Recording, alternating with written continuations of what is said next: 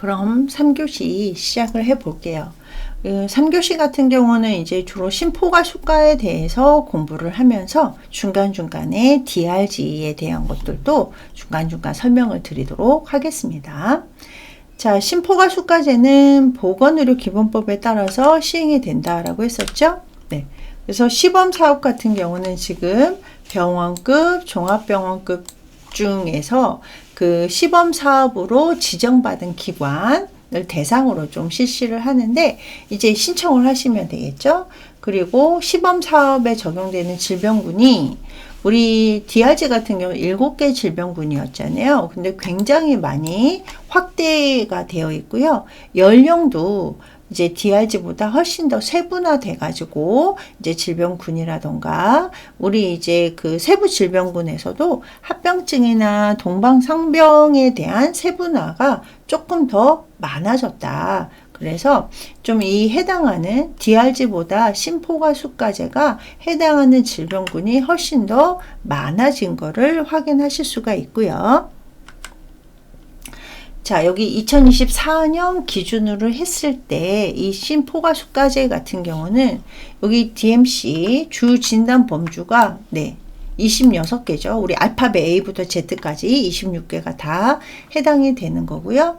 그 다음에 우리 이제 질병군 해가지고 ADRG가 있는데 우리 AADRG라고 해가지고 우리 DRG는 MDC, ADRG, RDRG 이렇게 되어 있는데 심포가 수가제는 AADRG라고 해서 조금 더 세분화돼 가지고 지금 2024년 7월 기준으로 해가지고 질병군이 지금 2,000개가 넘는 질병군을 또 이제 심포가 수가제에서 지금 시범 사업을 하고 있습니다. 자, 시범사업 관리 체계를 보시면 일단은 보건복지부에서 심포가 협의체하고 그 다음에 이제 이제 보건에 해당하는 학계라든지 전문가 집단으로 해가지고 심포가 수가 자문단이 이렇게 만들어져 있어요. 그래서 심포가 협의체 보건복지부 학계나 전문가에 해당하는 자문단이 있고요. 그 다음에 우리 이제 심평원 건강보험심사평가원에서 그 자문위원회라든지 아니면은 정보관리를 하는 검토위원회 이런 것들이 지금 심평원에서는 이루어지고 있고요. 시범기관에서는 이제 임상전문가위원회라든지 아니면 우리 진단분류 코딩을 하는 위원회라든지 실무 TF팀을 이제 구성을 해가지고 관리하는 지금 체계가 이루어져 있습니다. 그리고 일단은 심포가 수가제도 청구해가지고 돈을 받아야 되잖아요. 그래서 그 건강보험공단에도 시범사업 지원단이 이루어져 가지고 그래서 심포가 수가제는 복지부의 심포가 협의체 자문단이 있고 그 다음에 실제적으로 운영하는 거는 이 세 곳이죠. 행위별 수가제도 마찬가지지만 심평원, 시범기관, 의료기관이 되겠죠. 그리고 공단 이런 식으로 지금 심포가 수가제의 시범사업이 관리되고 있다. 자, 그 다음에 심포가 수가제가 지금 시범사업을 하고 있는데 대상 제외자가 있어요. 대상 제외자 같은 경우는 우리 이제 373페이지 보시면 나와 있는데요. 일단은 납병동에 입원해 있는 사람들, 그래서 납병동 입원하는 것들은 우리 앞에서 입원료 할 때, 산정할 때 배웠었죠. 그래서 납병동에 입원하는 사람, 그 다음에 신생아, 우리 신생아의 기준 알고 있어야 되겠죠. 생후 4주 미만, 그래서 뭐 생후 28일 이렇게 얘기도 하고 출생 4주 미만을 신생아로 해요. 그리고 여기 보시면 출생 1년 미만인데 체중이 2.5kg 미만인 아이들 같은 경우도 여기에 해당이 된다. 자, 그 다음에 암 환자 중에 우리 호스피스 있잖아요. 예, 완화 의료 목적으로 해가지고 우리 입원형 호스피스 병동에 입원한 자. 그래서 우리 뒤에서 이제 요양병원하고 호스피스 병동에 대해서 공부를 또 해 보실 건데요. 호스피스가 입원용도 있고 방문용도 있고 뭐 교육형 자문하는 뭐 이런 것들이 있단 말이에요. 근데 여기서 이제 입원형 호스피스 병동 입원한 이런 분들 같은 경우도 심포괄에서는 제외가 됩니다. 자, 그 다음에 4번 보시면 행여 환자라든지 노숙인, 그 다음에 뭐 그 외국인 이런 사람들도 제외가 됩니다. 요즘 이제 그 외국인에 해당하는 것들이 논란이 조금 있기는 한데 어쨌거나 외국인이 포함이 되기도 하고 제외가 되기도 합니다. 그런데 심포괄수가제는 제외가 된다.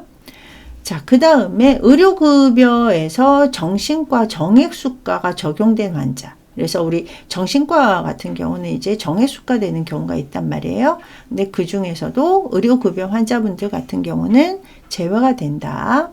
그리고 나머지 부적절한 사람들, 그래가지고 뭐 당뇨나 고혈압, 갑상선 질환 중에서 식이요법을 위해서 입원한 자, 이런 사람들 같은 경우도 심포괄을 적용하기가 조금 애매한 경우에는 다 제외하고, 우리 이거 그 DRG에서도 제외자가 있었죠. 8번 혈유병이나 HIV 대상 환자분들 같은 경우도 DRG나 심포괄수가에서 다 제외가 된다. 그리고 심폐소생술을 시행한 환자까지도 저희 심포괄에서는 제외가 됩니다.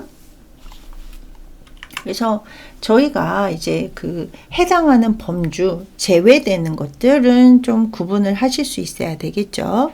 우리 행위료에서도 소정 점수에 추가가 되는 게 있고, 제외로 재료대를 추가로 또 산정할 수 있는 거, 뭐 이런 것들이 나눠지잖아요.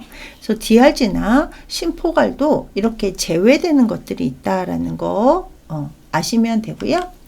자, 그 다음에 또 이어서 보시면 이번 기간 중에 자격이 변동이 있는 자 같은 경우도 수가를 산정하기가 어려우니까, 그러니까 뭐 예를 들어서 입원할 때는 건강보험이었는데 입원 중에 의료급여로 바뀌었다던가 이런 것들도 있고요. 그 다음에 응급실로 내원을 했는데 입원이 이루어지지 않은 사람들, 그 다음에 VAD를 실시한, 그러니까 심실 보조장치 치료 수술을 한 사람, 그 다음에 우리 다빈치 수술, 로봇 보조 수술을 했다던가, 뭐 나머지 것들에 해당하는 것들, 그래서 뭐 장기 이식 관련 진료 환자라든지 이런 사람들은 다 제외가 된다. 자, 그러면 심포괄수가의 작성 방법을 볼게요. 우리 뭐 행위별 수가제, DRG, KDRG는 다 우리 KCD에 맞춰서 하시면 돼요. 그래서 한국표준질병4인 분류에 맞춰서 코딩을 하시면 되겠습니다. 그래서 우리 앞에서 DRG 할 때도 말씀드렸었죠. 주 진단이 있었고, 그래서 주 진단은 최종 진단이었잖아요. 그래서 주 진단 맨 위에다가 적어주시고, 밑에다가 이제 기타 진단, 그럼 추가 진단, 이런 것들을 기재를 해 주시면 되겠습니다. 자, 그래서 주 진단에 대한 설명이 여기 쭉 나와 있고요. 그 다음에 진료 개시 후에 의료시설을 방문하게 한 병태와는 관련이 없는, 그러니까 맨 처음에 방문한, 그러니까 뭐라고 해야 되나요? 주호소? 네, 주호소와 관련이 없는 새로운 병태가 발견되고, 이로 인해서 자원 소모가 더 클 때는 새로운 병태를 주 진단으로 한다. 그러니까 주 진단은 퇴원일까지 바뀔 수 있다라는 거 기억하시면 되겠죠. 자, 그래서 주 진단 같은 경우는요, 한 번 입원한 건에 대해서는 하나의 주 진단을 선정을 하게 된다. 그러니까 주 진단은 하나인데요, 바뀔 수 있다라는 얘기죠. 자, 그래서 퇴원 전의 주 진단은 그 당시에 입원 임시 주 진단이고, 근데 이게 입원 기간 중에 모든 검사 기관을 확인한 후에, 그러니까 퇴원 전, 그러니까 이제 그 입원하는 기간 동안의 주 진단은 임시 주 진단이고, 최종적으로 밝혀진 게 주 진단으로 선정할 수 있어야 된다. 이 얘기는 뭐냐면 맨 마지막에 이제 치료 후에 우리가 그 청구를 하게 되잖아요. 그래서 청구할 때 주 진단은 맨 마지막에 이제 선정할 수 있다라는 얘기고요. 자, 입원 시 진단이나 임시 진단 같은 경우는 입원 기간 중에 생성된 그 진단 정보가 전혀 없을 때만 사용한다. 그러니까 뭐 처음 주 진단이 마지막까지 주 진단일 수도 있다라는 얘기죠. 그러니까 중간에 대상자의 상태가 바뀌면, 그리고 뭐 질병이 다시 이제 뭐 그 발병을 해가지고 이거에 이제 가장 많이 치료가 집중이 된다라고 하면 최종 진단은 바뀔 수 있는데, 주 진단은 바뀔 수 있는데, 다른 진단 정보가 없을 때는 처음에 한 진단이 맨 마지막까지도 사용할 수 있다라는 얘기죠. 그러니까 어떻게 생각하면 주 진단은 바뀔 수도 있고 안 바뀔 수도 있다. 자, 그 다음에 기타 진단. 자, 기타 진단은 뭐 기타 진단 또는 뭐 추가 진단, 그 다음에 여기 보시면 secondary diagnosis라고 해서 뭐 두 번째 진단 뭐 이런 식으로 이제 하면 되는데요. 일단은 두 번째 기재하고 세 번째 기재할 수 있다라는 얘기입니다. 그래서 입원 기간 중에 발생할 수도 있고요. 또 입원 당시에 이미 주 진단과 같이 있었던 이런 병태인데요. 어쨌거나 이 기타 진단으로 인해서 치료가 들어가기도 하고, 또 기타 진단으로 인해서 입원 기간이 달라질 수도 있다. 그런 것들을 다 기타 진단에다가 작성을 하실 수 있어야 되겠죠. 자, 그래서 기타 진단 여기 보시면 세 가지 보시면 가번, 주 진단 이외에 입원 기간 중에 들어간 치료라든지 뭐 이런 모든 것들을 다 기타 진단에다 선정하시면 되고요. 입원 기간 중에 발생한 합병증, 우리 이제 뭐 치료를 하다 보면 뭐 이게 또 사람으로 어떻게 할 수 없는 것들도 있단 말이에요. 그러면 이제 합병증이 이제 발생이 되는데, 이런 합병증으로 치료라든지 입원 기간에 영향을 줬다. 그러면 이제 이런 것들도 다 기타 진단에 넣으실 수 있어야 되고요.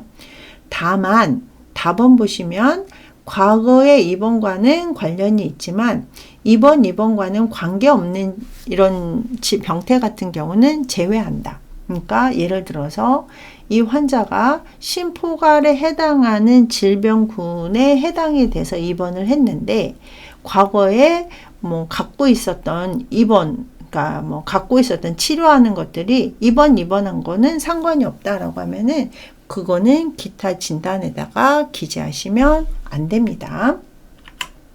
그러니까 기타 진단은 입원 기간 중에 치료라든지 입원 기간에 해당하는 것만 기타 진단에다가 넣으실 수 있어야 됩니다.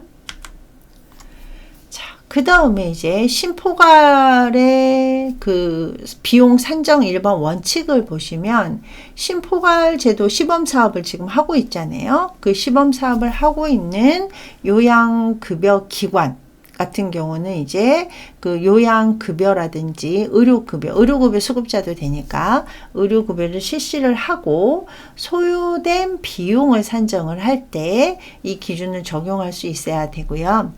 자, 그 다음에 심포갈 급여 비용 같은 경우는, 자, 여기 보시면 포갈, 비포갈, 전액 비포갈 항목이 있느냐, 그 다음에 비급여 항목이 있느냐 없느냐, 그 다음에 기관별, 종별 조정 개수, 이제 이런 것들이 있는지 없는지에 따라 가지고 이제 그 산출 시까지 이 비용이 적용을 받게 되고요. 또 이러한 산정이 좀 불합리하다라고 판정이 되는 경우에는 보건복지부 장관에게 조정 신청을 할 수가 있다. 그러니까 어쨌거나 지금 심포갈은 시범 사업으로 지금 이제 서비스가 이루어지고 있기 때문에 시범 사업은 개선점이라는 게 있어야 되잖아요. 그래서 조정 신청을 할 수가 있습니다. 그래서 포괄이냐, 뭐 전액 비포괄이냐, 비급여 항목도 사실은 비급여 항목이 되면 100% 본인이 또 부담을 해야 되잖아요. 뭐 이런 것들이 이제 합리한지 불합리한지 이런 것들을 다 이제 시행을 하면서 조정 신청할 수가 있고요. 자, 그 다음에 정상군 환자의 요양급여 비용 가산을 할 때, 네. 자, 여기 보시면 정상군, 우리 앞에서 상단 열애군, 하단 열애군이 있었잖아요. 근데 여기서 이제 정상군 환자의 그 급여 비용할 때 가산 수가에 해당하는 우리 간호 인력에 따라 가지고 간호 등급 그 차등제가 있었잖아요. 그리고 간호간병 통합 서비스에 해당하는 또 수가가 있었단 말이에요. 이런 것들은 이제 신고하고 운영 현황에 따라서 반기별로 또 반영이 될 수도 있다. 그래서 상반기, 하반기별로 해가지고 반영이 됩니다. 자, 그 다음에 또 이 신포괄 수가 같은 경우는요, 시범 사업을 하고 있는데 새롭게 발생하는 행위, 우리 이제 DRG 같은 경우는 신기술이 잘 좀 발전이 안 되는 단점이 있었잖아요. 근데 새롭게 발생하는 행위라든지 약제라든지 그 치료 재료 같은 경우가 비급여에 해당해야 한다. 그래서 환자에게 비급여를 징수를 하고자 할 때는 해당 내역을 사전에 좀 신청을 해야 된다. 우리 비급여 같은 경우는 저희가 청구를 안 하잖아요. 예. 근데 신포괄 같은 경우는 이제 비급여로 좀 징수하고자 할 때는 이 비급여 항목에 대한 것들을 미리 통보가 되어 있어야 된다. 자, 그리고 입원 환자 의약품 관리료, 우리 그 앞에서 의약품 관리료 배웠었잖아요. 의약품 관리료 같은 경우 입원 환자 의약품 관리료는 포괄 수가에 포함이 되어 있기 때문에 우리 그 의약품 관리료에서 한방 쪽은 제외가 되고 또 이제 그 퇴원 환자냐 입원 환자냐 달랐었단 말이에요. 근데 입원 환자 의약품 관리료 같은 경우는 DRG나 신포괄 수가제 같은 경우는 별도로 산정하지 않는다. 네. 다만 퇴원이 정상군 입원 기간을 초과해서 그래가지고 우리 상단 열애군 환자분들에 해당이 되겠죠. 그래서 입원 기간이 초과돼서 이루어진 경우에는 입원 개시일을 기준으로 해서 투약일에 따라 가지고 따로 산정할 수가 있다. 그러니까 기본적으로는 입원 환자는 그러니까 우리 포괄수가 신포괄수가제는 입원 환자 기준이잖아요. 그래서 입원 환자 의약품 관리료는 별도로 산정하지 않는데 초과하면 이제 별도로 산정할 수 있다라는 내용이고요. 포괄수가 같은 경우는 그 종별 가산율이 적용된 수가이기 때문에 그래서 우리 앞에서 안과 적용 지침 봤었잖아요. 그래서 의원급부터 시작을 해서 병원급, 종합병원급, 상급 종합병원급에 해당하는 점수가 다 있었단 말이에요. 그러다 보니까 종별 가산율은 따로 산정하면 안 된다. 네.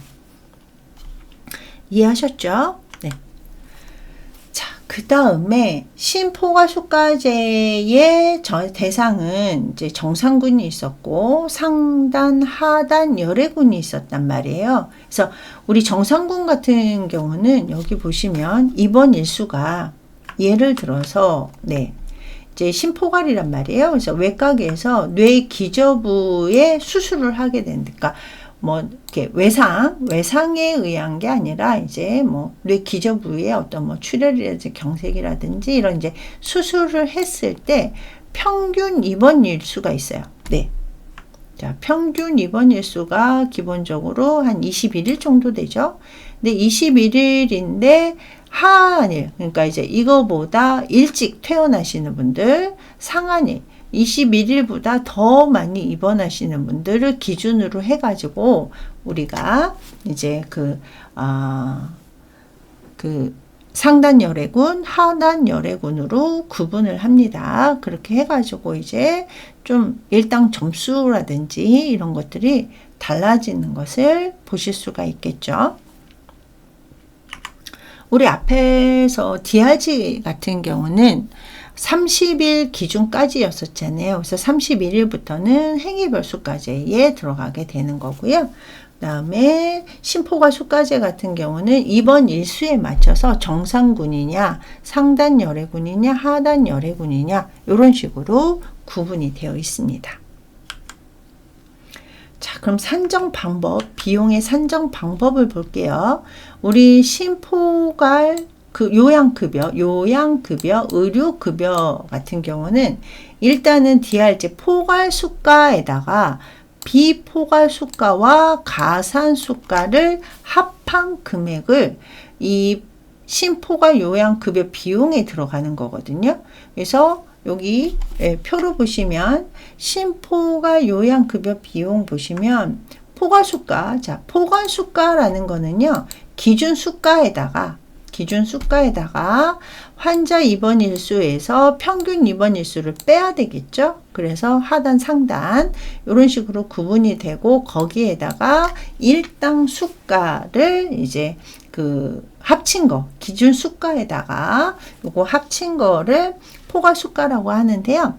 심포괄수가는 이렇게 포괄수가, 그 다음에 우리 행위별 수가 있잖아요. 비포괄수가에다가 가산수가. 그래서 우리 앞에서 얘기한 것처럼 종별 가산율은 적용이 되지 않지만 이제 종별에 따라 가지고 의원급부터 해가지고 가산수가가 있단 말이에요. 그리고 앞에서 외과 전문의가 하느냐 아니면은 야간에 하느냐 공휴일에 하느냐에 따라서 야간 수가가 있었잖아요. 그래서 그거까지 다 합친 것을 심포괄 요양급여 또는 의료급여 비용으로 우리가 산정할 수 있다라는 내용입니다. 그래서 얘 같은 경우는 시험에 잘 나올 수 있으니까 꼭 기억을 하시기 바랍니다.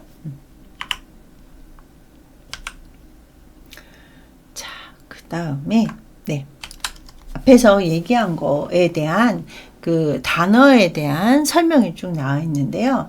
일단 포괄수가는 기준수가. 자, 기준수가라는 거는 질병군별로 평균 입원 일수만큼 입원했을 때 발생하는 건당 진료 비용이다. 이렇게 되어 있거든요. 그러니까 우리 평균 정상군으로 입원을 했을 때 예를 들어서 수정체 수술을 했다. 아니면 아까 기저부 수술을 했다. 그래서 이 입원 하는 동안에 발생하는 건당 진료 비용이 기준 수가에 들어가겠죠. 네. 자, 그리고 환자 입원 일수는 정상군 환자 같은 경우에 해당한 입원 일수, 그 다음에 상단열애군, 그 다음에 하단열애군, 이런 것들에 따라 가지고 입원 일수가 또 달라지게 되는 건데요. 이 평균 입원 일수 같은 경우는 질병군별로 산출됐다. 그래서 평균 입원 일수. 그래서 예를 들어서 수정체 수술을 했을 때 입원 일수가 보통 3일이다. 3일까지 안 가거든요. 예를 들어서 3일이다라고 하면은 평균 일수가 3일이 되는 거고, 아니면은 어떤 뇌 기저부 수술을 했을 때 입원 일수가 아까 21일이었잖아요. 21일이 평균 입원 일수에 해당이 되는 거다. 그래서 평균 입원 일수 같은 경우는 저희가 임의로 산정하는 게 아니라 통계에 맞춰가지고 평균 입원 일수가 이미 산정이 되어 있습니다. 자, 그 다음에 일당 수가. 일당 같은 경우는 이제 1일당이잖아요. 그러다 보니까 입원 일수가 1일 증가함에 따라서 추가되는 질병군에 따른 진료비다. 그래서 일당 수가는 1일 입원 수가 하루 더 입원하느냐 안 하느냐에 따라서 수가가 달라지게 되겠죠. 자, 그 다음에 기관별 기준 수가와 일당 수가에는 시범 기관별 질병군별로 부여된 조정 개수가 반영이 된다라고 해서 앞에서 디아지 같은 경우는 이제 일반 원칙에 해당하는 조정 점수가 있었단 말이에요. 그래서 그런 것들이 다 반영이 된다라는 내용입니다. 그래서 신포괄 요양급여 또는 의료급여 비용 산정에서 이제 우리 포괄수가 같은 경우는 자, 여기 신포괄 나와 있었죠. 포괄수가 플러스 비포괄수가 플러스 가산수가.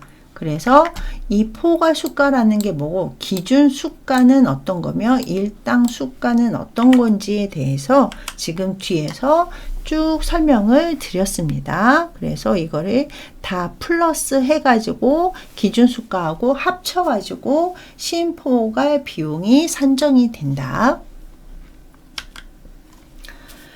자, 그 다음에 열애군 환자의 진료비 산정을 보시면 일단은 기본은 정상군이었었잖아요. 예. 그래서 요양급여나 의료급여 비용에서 열애군 같은 경우는 그 총액이 요양급여 비용의 총액이 행위별 총 진료비보다 적고 그 차액이 100만 원을 초과하는 경우 네, 200만 원을 초과하는 경우 죄송합니다. 디아지는 100만 원이었죠. 그래서 200만 원을 초과하는 경우에는 이제 열애군에 들어간다. 네.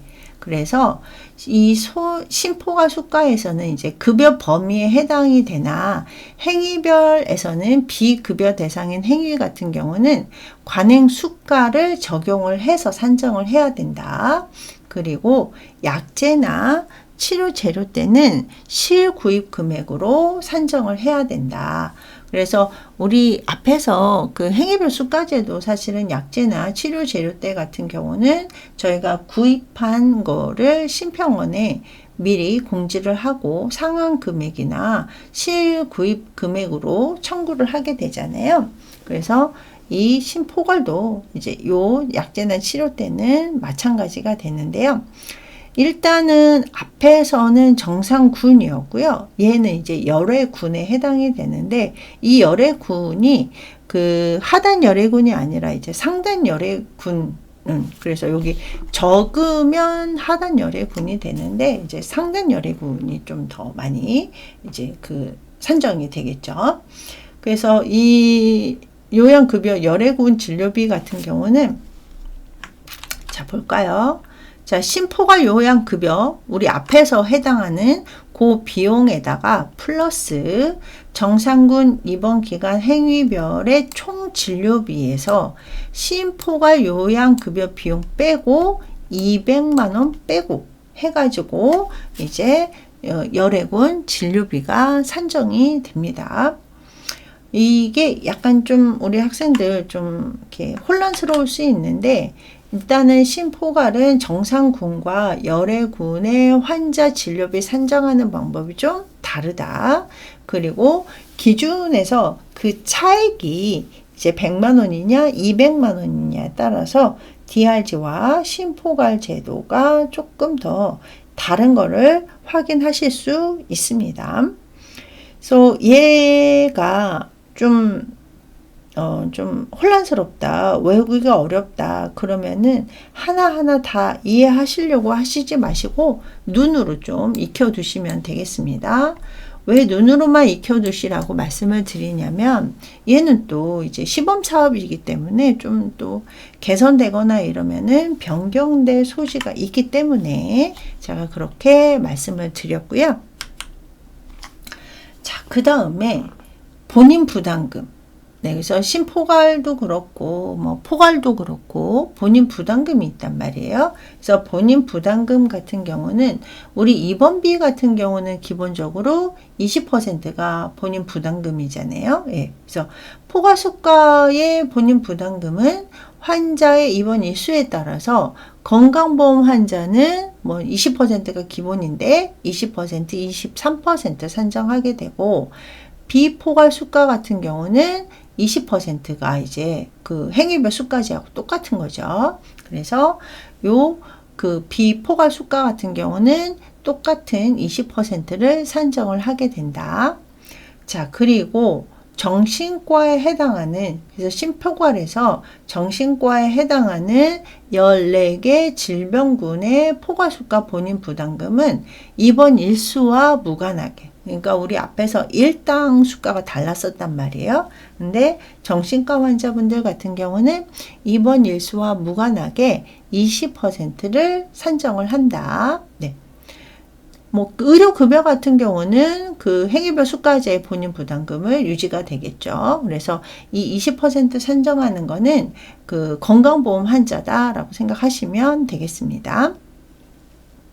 그래서 좀 예외되는 것들은 기억하시면 됩니다. 그래서 심포괄 본인 부담금은 건강보험은 20에서 23, 비포괄 같은 경우 비포괄은 행위별 수가제 생각하면 되겠죠. 우리 입원 환자 본인 부담금 20%.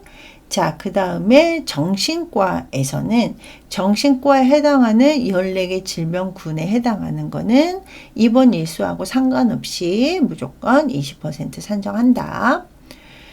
자, 그리고 정상군 일수를 초과한 이제 뭐 상단 열애군이라던가 하단 열애군의 본인 부담금 같은 경우는 행위별 수가제와 동일하게, 그래서 하단 열애군 같은 경우도 그냥 그 20% 동일하게 산정하시면 되겠습니다. 자, 그래서 본인 부담금은 포괄수가 플러스 비포괄수가의 0.2, 그러니까 0.2는 20%에 해당이 되겠죠. 그래서 심포괄이 어떻게 만들어졌으며 심포괄에 해당하는 것들, 또 시범사업에서, 지금 심포괄은 시범사업이죠.